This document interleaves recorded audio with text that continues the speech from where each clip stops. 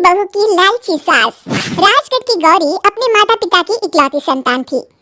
गौरी के पिता मेहनतकश किसान थे। वो सारा दिन खेतों में काम करते। गौरी अपनी माँ का किचन में हाथ बटाती। वो जंगल से लकड़ियाँ बीनती और माँ के चूल्हे में मदद करती।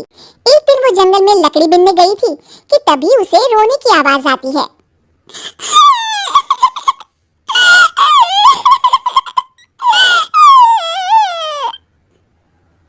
अरे, यहाँ कौन रो रहा है? इस जंगल में भला किसी के रोने की आवाज? जरूर कोई जंगल में फंस गया होगा। वो देखती है तो उसे एक परी दिखाई देती है जिसका एक पंख टूटा होता है। अरे, तुम कौन हो और क्यों रो रही हो?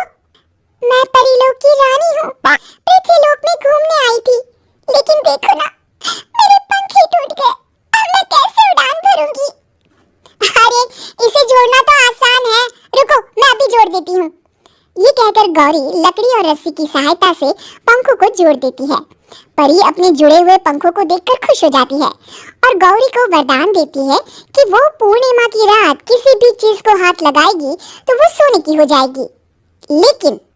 लेकिन गलती से अगर उसने किसी इंसान को छू लिया तो वो अगली पूर्णिमा तक सोने का ही रहेगा।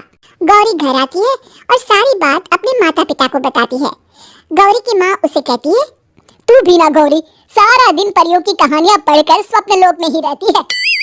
नहीं माँ, मैं सच बोल रही हूँ। देखो, आज पूर्णिमा की रात है ना, इसलिए डर के मारे मैं कोई सामान भी नहीं छू रही हूँ। अच्छा, ऐसी बात है बिटिया रानी, तो जरा इस घड़े को हाथ लगा दे। गौरी घड़े को जैसे ही हाथ लगाती है वो सोने का हो जाता है। गौरी के माता पिता घड़े को देखकर हैरान रह जाते हैं। अगले दिन गौरी के पिता उस घड़े को सुनार के पास बेचने जाते हैं तो रास्ते में उन्हें कंचा काकी मिलती है। वो सोने का घड़ा देखकर गौरी के पिता से पूछती है, अरे गौरी के बापू, ये पीतल तो बड़ा चमक रहा है। अरे काकी, ये पीतल नहीं, सोना है, सोना बेचने ले जा रहा हूँ। अरे कहीं कोई लॉटरी लग गई है क्या? इतना सोना? गौरी के पिता काकी को गौरी को परी द्वारा दिए वरदान के बारे में बताते हैं। काकी गौरी के पिता की बात सुनकर सोच में पड़ जाती है और फिर अगले दिन काकी गौरी के घर आती है। गौरी के बापू, तुम्हारे लिए मैं खुशखबरी लाई हूँ। तभी गौरी की माँ पूछती है, क्या खुशखबरी है काकी? अरे तुम्हारी बेटी का रिश्ता मैं अपने बेटे से करना चाहती हूँ।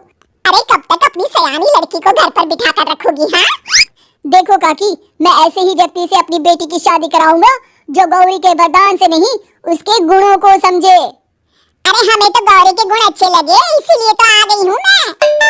फिर गौरी के माँ बाप मान जाते हैं और उसकी शादी काकी के बेटे से हो जाती है। अगले दिन, अरे गौरी, कल पूर्णिमा की रात है। तुम्हारे पिताजी परी के वरदान के बारे में बता रहे थे, तो मैं ना कुछ चीजें रख दूंगी, जरा हाथ लगा देना। तभी गौरी का पति वहाँ आ जाता है और अपनी माँ से कहता है, माँ, क्या जरूरत है गौरी के वरदान को इस्तेमाल करने की? वैसे भी मेरी मेहनत से घर तो चल ही रहा है ना। और गौरी के पिता ने भी यही कहा था कि वो ऐसे ही व्यक्ति से उनकी बेटी की शादी करेंगे जो गौरी के वरदान से नहीं, उसके गुणों को समझे। अरे बस कर किताबी बातें, तेरे लिए क्या लड़कियों की कमी थी जो मैं ये किसान की बेटी घर ले आती? और सुन गौरी, कल अगर तूने सारी चीजों को सोने का नहीं किया तो मैं तुझे घर से निकाल दूंगी और अपने बेटे की दूसरी शादी करवा दूंगी, समझी? इतना कहकर गौरी की सास वहाँ से चली जाती है। अगली पूर्णिमा की रात गौरी की सास गौरी के सामने ढेर सारे बर्तन रख देती है और कहती है, जल्दी कर गौरी, रात खत्म हो जाएगी, जल्दी जल्दी इन सारे बर्तनों को हाथ लगाकर सोने का कर दे। गौरी करती भी तो क्या, वो जैसे ही एक छोटे से बर्तन को छूने वाली होती है कि उसकी सास भड़क जाती है। क्या मजाक बना रखा है? इतने छोटे से बर्तन में क्या होगा? ये ले, ये बड़ा वाला बर्तन। जैसे ही बड़ा सा बर्तन लेकर गौरी की सास उसकी तरफ बढ़ती है, वैसे ही बर्तन के बाहर से वो धड़ाम से गिर जाती है। सास को गिरा देख गौरी उन्हें संभालने दौड़ती है और वो सास को हाथ लगाकर कहती है, अरे सासू माँ, क्या हो गया आपको? कहीं चोट तो नहीं लगी ना?